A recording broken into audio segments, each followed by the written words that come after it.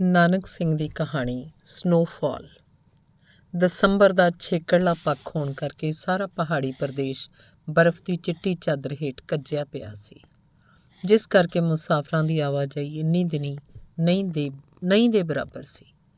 ਜਿਹੜਾ ਕੋਈ ਇੱਕਾ ਦੁੱਕੀ ਬੱਸ ਪਠਾਨਕੋਟ ਤੋਂ ਡਲਹੌਜ਼ੀ ਨੂੰ ਜਾਂਦੀ ਸੀ, ਉਹ ਵੀ ਲਗਭਗ ਸੱਖਣੀ।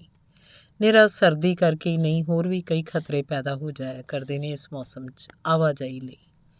ਲਾਗ ਪਾਸ ਦੀਆਂ ਉੱਚੀਆਂ ਪਹਾੜੀਆਂ, ਜਿਨ੍ਹਾਂ 'ਤੇ 6-6, 8-8, 10-10 ਫੁੱਟ ਬਰਫ਼ ਚੜ੍ਹ ਜਾਂਦੀ ਹੈ। ਕਈ ਵਾਰ ਅਚਾਨਕ ਹੀ ਸੈਂਕੜੇ ਮਣਾ ਬਰਫ਼ ਦਾ ਕੋਈ ਤੋਦਾ ਸੈਂਕੜੇ ਫੁੱਟਾਂ ਦੀ ਉਚਾਈ ਤੋਂ ਫਿਸਲਦਾ ਹੋਇਆ ਥੱਲੇ ਆ ਪੈਂਦਾ, ਜਿਸ ਨਾਲ ਸੜਕ ਦਾ ਬੰਦ ਹੋ ਜਾਣਾ ਤਾਂ ਸੁਭਾਵਕ ਹੁੰਦਾ। ਪਰ ਜੇ ਤੋਦਾ ਕਿਸੇ ਮੋਟਰ 'ਤੇ ਆ ਡਿੱਗੇ, ਫਿਰ ਤਾਂ ਨਾ ਮੋਟਰ ਦਾ ਥਹੁ ਪਤਾ ਲੱਗਦਾ, ਨਾ ਸਵਾਰੀਆਂ ਦਾ। ਬਰਫ਼ ਦੇ ਖਤਰੇ ਤੋਂ ਛੋਟੇ ਇੱਕ ਹੋਰ ਖਤਰਾ ਵੀ ਅਕਸਰ ਇਸ ਰੁੱਤੇ ਪਹਾੜੀ ਸੜਕਾਂ ਲਈ ਬਣਿਆ ਰਹਿੰਦਾ ਹੈ। ਇਹ ਬਰਫਾਨੀ ਧੁੰਦ, ਜਿਹੜੀ ਕਈ ਵਾਰੀ ਇੰਨੀ ਗਹਿਰੀ ਹੋ ਜਾਂਦੀ ਹੈ ਕਿ ਮੋਟਰ ਦੀਆਂ ਬੱਤੀਆਂ ਦਾ ਚਾਨਣ ਮਸੇ ਮੋਮਬੱਤੀ ਜਿੰਨਾ ਕੰਮ ਦਿੰਦਾ ਹੈ। ਇਸ ਹਾਲਤ 'ਚ ਡਰਾਈਵਰ ਪਾਸੋਂ ਰਤਾ ਜਿੰਨੀ ਉਕਾਈ ਹੋਈ ਕਿ ਸਭ ਕੁਝ ਸਮਾਪਤ। ਪਠਾਨਕੋਟ ਤੋਂ ਚੱਲੀ ਹੋਈ ਇੱਕ ਬੱਸ ਆਪਣਾ 4 ਘੰਟਿਆਂ ਦਾ ਸਫ਼ਰ 7-8 ਘੰਟਿਆਂ 'ਚ ਮੁਕਾ ਕੇ ਜਦ ਦੁਪਹਿਰੇ 3 ਵਜੇ ਬਨੀ ਖੇਤ ਦੀ ਘਾਟੀ 'ਚ ਦਾਖਲ ਹੋਈ, ਤਾਂ ਸਵਾਰੀਆਂ ਦੀ ਕਿਤੇ ਜਾਨ 'ਚ ਜਾਨ ਆਈ, ਮਾਨੋ ਮੌਤ ਦੀਆਂ ਦਾੜ੍ਹਾਂ ਹੇਠੋਂ ਜਿਉਂਦੇ ਜਾਗਦੇ ਨਿਕਲ ਆਏ ਹੋਣ। ਸਭੋ ਕੁਝ ਰਲਾ ਕੇ 4-5 ਸਵਾਰੀਆਂ ਸਨ ਇਸ ਮੋਟਰ 'ਚ।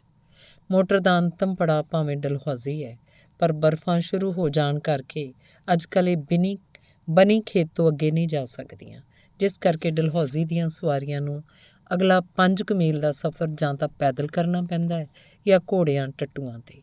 ਕਦੇ ਕਦਾਈ ਕੋਈ ਕਾਰ ਜਾਂ ਜੀਪ ਭਾਵੇਂ ਜਾਂਦੀ ਆਉਂਦੀ ਨਜ਼ਰੀ ਪੈ ਜਾਏ। ਸਰਦੀ ਕੜਾਕੇ ਦੀ ਪੈ ਰਹੀ ਸੀ। ਇਸ ਉੱਤੇ ਬੱਦਲਵਾਈ ਨੇ ਮੌਸਮ ਨੂੰ ਹੋਰ ਵੀ ਸਿੱਲਾ ਬਣਾ ਦਿੱਤਾ ਸੀ। ਡਲਹੌਜ਼ੀ ਲਾਗਲੀਆਂ ਪਹਾੜੀਆਂ ਉੱਤੇ ਪਿਛਲੇ ਕਈ ਦਿਨਾਂ ਤੋਂ ਬਰਫ਼ ਪੈ ਰਹੀ ਸੀ, ਪਰ ਬਨੀ ਖੇਤ ਦਾ ਇਲਾਕਾ ਨੀਵਾਂ ਹੋਣ ਕਰਕੇ ਅਜੇ ਤੀਕ ਬਚਿਆ ਹੋਇਆ ਸੀ। ਗੱਡੀ ਦੇ ਰੁਕਦਿਆਂ ਵਿਚਲੀਆਂ ਸਵਾਰੀਆਂ 'ਚ ਹਰਕਤ ਆ ਗਈ। ਆਪੋ ਆਪਣੇ ਪੱਟੂਆਂ ਕੰਬਲਾਂ ਦੀਆਂ ਬੁੱਕਲਾਂ ਢਿੱਲੀਆਂ ਕਰਦੇ ਹੋਏ ਉਹ ਇੰਜ ਜ਼ੋਰ ਲਾ ਕੇ ਲਾਰੀ 'ਚੋਂ ਸਰਕਣ ਲੱਗੇ ਜਿਵੇਂ ਸਰਦੀ ਨਾਲ ਜਾਮੀ ਗਏ ਹੋਣ। ਇੰਜਣ ਵਾਂਗ ਸਭਨਾਂ ਦੀਆਂ ਨਾਸਾਂ 'ਚੋਂ ਧੂੰਏਂ ਦੀਆਂ ਲੰਮੀਆਂ ਤੇਜ਼ ਧਾਰਾਂ ਨਿਕਲ ਕੇ ਬਾਹਰਲੀ ਸਿੱਲੀ ਹਵਾ 'ਚ ਰਲਦੀਆਂ ਜਾ ਰਹੀਆਂ ਸਨ। ਸਭ ਤੋਂ ਪਹਿਲਾਂ ਇੱਕ ਕੋਈ ਸਰਕਾਰੀ ਮੁਲਾਜ਼ਮ ਨਿਕਲਿਆ, ਜਿਹਨੇ ਕਾਗਜ਼ਾਂ ਪੱਤਰਾਂ ਦੀ ਇੱਕ ਫਾਈਲ ਕੱਛੇ ਮਾਰੀ ਸੀ, ਜਿਹੜੀ ਉਹਦੀ ਮਿੱਟੀ ਰੰਗੇ ਕੰਬਲ ਹੇਠੋਂ ਪਿਛਾਂਹ ਵੱਲ ਇੰਜ ਵਧੀ ਸੀ ਜਿਵੇਂ ਕੁੱਬ ਨਿਕਲਿਆ ਹੋਇਆ ਹੋਵੇ। ਉਹ ਐਨਕ ਦੇ ਸ਼ੀਸ਼ਿਆਂ ਨੂੰ ਆਪਣੀ ਖਾਕੀ ਪਗੜੀ ਦੇ ਸ਼ਮਲੇ ਨਾਲ ਘੜੀ ਮੁੜੀ ਪੂੰਝਦਾ, ਪਰ ਗਿੱਲੀ ਹਵਾ ਮੁੜ ਉਹਨਾਂ ਅੱਗੇ ਪਾਣੀ ਦੀ ਤਹਿ ਜਮਾ ਦਿੰਦੀ ਸੀ। ਉਸ ਤੋਂ ਬਾਅਦ ਇੱਕ ਮਾੜਚੂ ਜਿਹਾ ਲਾਲ ਪਗੜੀਆ ਪਹਾੜੀ ਉਤਰਿਆ, ਜਿਹੜਾ ਆਪਣੇ ਨਾਲ ਟਿਕਾਏ ਹੋਏ ਕਈ ਬੇਲਚੇ ਆਦਿ ਸੰਦਾਂ ਤੋਂ PWD ਦਾ ਬੇਲਦਾਰ ਮਾਲੂਮ ਹੁੰਦਾ ਸੀ। ਉਹ ਕੁੜਤੇ ਦੀ ਮੋਖਲੀ ਬਾਂਹ ਨਾਲ ਆਪਣੀਆਂ ਮੁੱਛਾਂ ਤੋਂ ਭਾਫ਼ ਦੀ ਗਿੱਲ ਪੂੰਝ ਰਿਹਾ ਸੀ। ਫਿਰ ਇੱਕ ਵਪਾਰੀ ਕਿਸਮ ਦਾ ਲਾਲਾ ਉਤਰਿਆ, ਜਿਹੜਾ ਪਕੇਰੀ ਉਮਰ ਦਾ ਹੋਣ ਕਰਕੇ ਸਰਦੀ ਕੁਝ ਜ਼ਿਆਦਾ ਮਹਿਸੂਸ ਕਰ ਰਿਹਾ ਸੀ। ਆਪਣਾ ਬਦਾਮੀ ਰੰਗ ਧੁੱਸਾ ਉਹਨੇ ਸਰੀਰ ਦੁਆਲੇ ਖੂਬ ਘੁੱਟ ਕੇ ਲਪੇਟਿਆ ਹੋਇਆ ਸੀ ਤੇ ਘੁੰਡਰ ਮਾਰੇ ਵਿੱਚ ਕੇਵਲ ਉਹਦੀਆਂ ਪੌਣੀਆਂ 2 ਅੱਖਾਂ ਹੀ ਨੰਗੀਆਂ ਸੀ।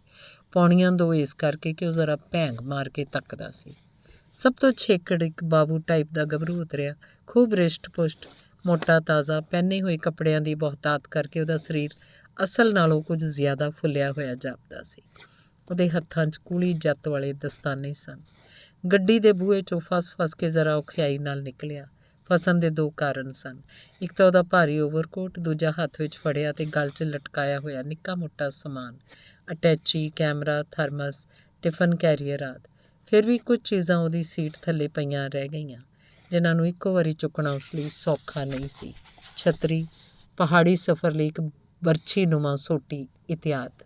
ਬਾਬੂ ਦਾ ਖਿਆਲ ਸੀ ਕਿ ਗਰਮੀਆਂ ਵਾਂਗ ਹੁਣ ਵੀ ਬੱਸ ਦੇ ਰੁਕਦਿਆਂ ਹੀ ਕੁਲੀਆਂ ਦੀ ਢਾਣੀ ਆ ਜੁੜੇਗੀ, ਪਰ ਉੱਥੇ ਤਾਂ ਕੁਲੀ ਦਾ ਕਿਤੇ ਨਾਂ ਥੇ ਨਹੀਂ ਸੀ।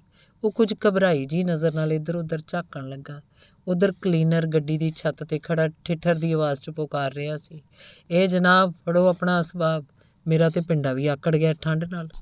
ਬਾਊ ਲਾਰੀ ਦੇ ਪਿਛਲੇ ਪਾਸੇ ਵੱਲ ਪਰਤਿਆ, ਪਰ ਏਡਾ ਵੱਡਾ ਬਿਸਤਰਾ ਤੇ ਭਾਰੀ ਟਰੰਕ ਉਹ ਕੀਕਣ ਥੰਮਦਾ, ਜਦਕਿ ਪਹਿਨੇ ਹੋਏ ਓਵਰਕੋਟ ਕਰਕੇ ਬਾਹਾਂ ਤਾਂ ਚੱਕਣੀਆਂ ਵੀ ਵਿਚਾਰੇ ਲਈ ਦੁੱਭਰ ਸਨ। ਕਲੀਨਰ ਦੇ ਜਵਾਬ 'ਚ ਉਸ ਪੁੱਛਿਆ, "ਕਿਉਂ ਬਾਈ, ਅੱਜ ਕੁਲੀ ਕੋਈ ਦਿਖਾਈ ਨਹੀਂ ਦਿੰਦਾ, ਕਿੱਧਰ ਮਰ ਗਏ?" ਕਲੀਨਰ ਨੇ ਹੋਰ ਛਿੱਥਿਆਂ ਪੈ ਕੇ ਜਵਾਬ ਦਿੱਤਾ, "ਕੁਲੀ ਅੱਜ ਕੱਲ੍ਹ ਘੱਟ ਵੱਧ ਹੀ ਮਿਲਦੇ ਆ ਬਾਊ ਜੀ, ਉਹ ਪਾਰਲੇ ਵਰਾਂਡੇ 'ਚ ਜਾ ਕੇ ਵੇਖੋ ਜੇ ਕੋਈ ਹੋਵੇ।" ਗੁੱਸੇ 'ਚ ਬੁੜਬੁੜਾਉਂਦਾ ਹੋਇਆ ਉਹ ਵਰਾਂਡੇ ਵੱਲ ਵਧਿਆ, ਜਿੱਧਰ ਕਲੀਨਰ ਨੇ ਸੰਕੇਤ ਕੀਤਾ ਸੀ। ਉੱਚਰ ਤੀ ਕਲੀਨਰ ਗੁੱਸਾ ਖਾ ਕੇ ਛੱਤ ਤੋਂ ਉਤਰ ਗਿਆ। ਉੱਥੇ ਜਾ ਕੇ ਉਸ ਤੱਕਿਆ ਇੱਕ ਨੁੱਕਰੇ ਕੋਈ ਗੁੱਛਾ ਮੁੱਛਾ ਹੋਇਆ ਪਿਆ ਸੀ, ਇੱਕ ਖੁੱਥੜ ਜਿਹੀ ਲੋਈ 'ਚ, ਜਿਹਨੂੰ ਉਠਾਲਣ ਲਈ ਬਾਊ ਨੂੰ ਆਵਾਜ਼ ਦੇਣ ਦੀ ਲੋੜ ਨਾ ਪਈ। ਸ਼ਾਇਦ ਬੂਟਾਂ ਦੀ ਬਿੜਕ ਨੇ ਉਸ ਗੰਢੜੀ 'ਚ ਹਰਕਤ ਲੈ ਆਂਦੀ ਸੀ ਤੇ ਫਿਰ ਇੱਕ ਚਮ ਸੁੱਕੜ ਜਿਹਾ ਸਰੀਰ ਇੰਝ ਉਸ 'ਚੋਂ ਬੁੜਕ ਪਿਆ ਜਿਵੇਂ ਕਿਸੇ ਸਪਰਿੰਗ ਨੇ ਉਛਾਲ ਦਿੱਤਾ ਹੋਵੇ। ਸਲਾਮ ਸਾਹਿਬ। ਕੁਲੀ ਨੇ ਆਪਣੀ ਅੱਧ ਨੰਗੀਆਂ ਲੱਤਾਂ 'ਤੇ ਖੜ੍ਹਿਆਂ ਹੋ ਕੇ ਬੜਾ ਅਦਬ ਨਾਲ ਸਿਰ ਝੁਕਾਇਆ। ਕੁਲੀ ਚਾਹੀਏ? ਹਾਂ। ਚਲੀਏ ਸਾਹਿਬ। ਆਪਣੀ ਰੱਸੀ 'ਤੇ ਇੱਕ ਵਿੰਗੀ ਜੀ ਸੋਟੀ ਨੂੰ ਭੁੰਜਿਓਂ ਚੁੱਕਦਿਆਂ ਕੁਲੀ ਨੇ ਕਿਹਾ ਤੇ ਫਿਰ ਉਹਦੇ ਮਗਰ ਤੁਰ ਪਿਆ। ਉਮਰੋਂ ਜਵਾਨ ਹੋਣ 'ਤੇ ਵੀ ਸਰੀਰਕ ਤੌਰ 'ਤੇ ਕੁਲੀ ਬੁੱਢ ਵਰੇਸ ਜਾਪਦਾ ਸੀ। ਉਹਨੇ ਇੱਕ ਮੈਲਾ ਖਿਚਲਿਆ ਠੰਡਾ ਕੋਟ ਪਹਿਨਿਆ ਸੀ, ਭਾਰ ਚੁੱਕਦੇ ਰਹਿਣ ਕਰਕੇ ਮੋਢਿਆਂ 'ਤੇ ਪਿੱਠ ਵੱਲੋਂ ਜਿਹਦੇ ਪੜਛੇ ਲੱਥੇ ਹੋਏ ਸਨ, ਸੋ ਵੀ ਅਸਲੋਂ ਹੀ ਲੁੰਡਾ ਜਿਹਾ, ਫਤੂਈ ਮਾਤਰ। ਉਹਦੇ ਤੇੜ ਵਾਲਾ ਪਜਾਮਾ ਗੋਡਿਆਂ ਤੋਂ ਉੱਡਿਆ ਹੋਇਆ ਸੀ, ਜੁੱਤੀ ਦਾ ਵੀ ਲਗਭਗ ਇਹੋ ਹਾਲ।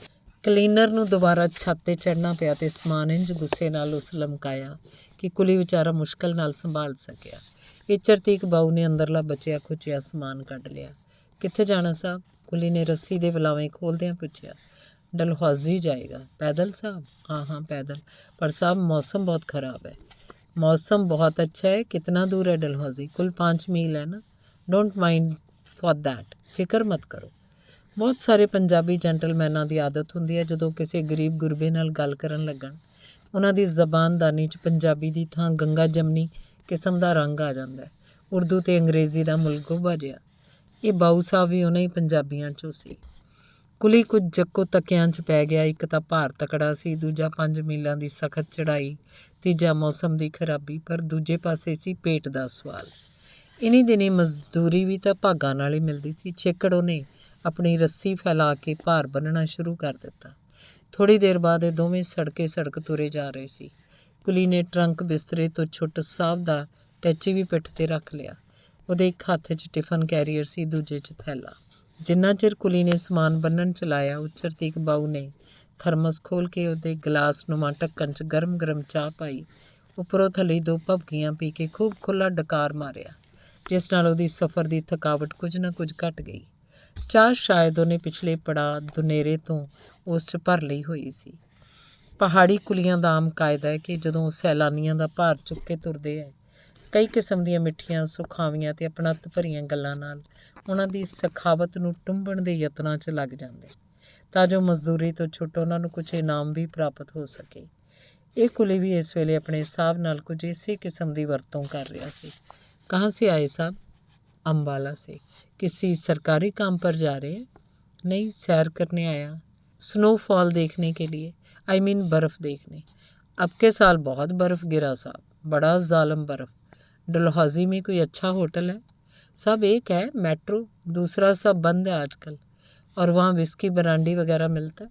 मिलता है साहब, नहीं मिलेगा तो हम बैलून से ला देगा आपको। अभी एक बोतल हमारे पास है। कितना दिन ठहरोगे साहब? 1 हफ्ता की छुट्टी है। हम इनकम टैक्स ऑफिसर हैं। हमको पोइट्री का भी शौक़ है, आई मीन शायरी करने का। शायर लोग को स्नोफॉल देखने का बहुत डिज़ायर होता है। ਕੁਲੀ ਨੇ ਸਾਹਿਬ ਦੀਆਂ ਗੱਲਾਂ ਦਾ ਮਤਲਬ ਸ਼ਾਇਦ ਨਹੀਂ ਸੀ ਸਮਝਿਆ। ਛੁੱਟ ਸਨੋਫਾਲ ਤੋਂ ਇਹ ਸ਼ਬਦ ਉਹਨੇ ਜਾਣਿਆ ਬੁੱਝਿਆ ਹੋਇਆ ਸੀ, ਜੋ ਅਕਸਰ ਸੈਲਾਨੀ ਲੋਕ ਬੋਲਿਆ ਕਰਦੇ ਸੀ। ਸਾਹਿਬ ਨੇ ਪੁੱਛਿਆ, इन दिनों कब स्नोफॉल हुआ डलहौजी में? परसों बहुत बर्फ़ गिरा साहब, एकदम 3 फुट। सब सड़क बाज़ार भर गया, बड़ी मुसीबत।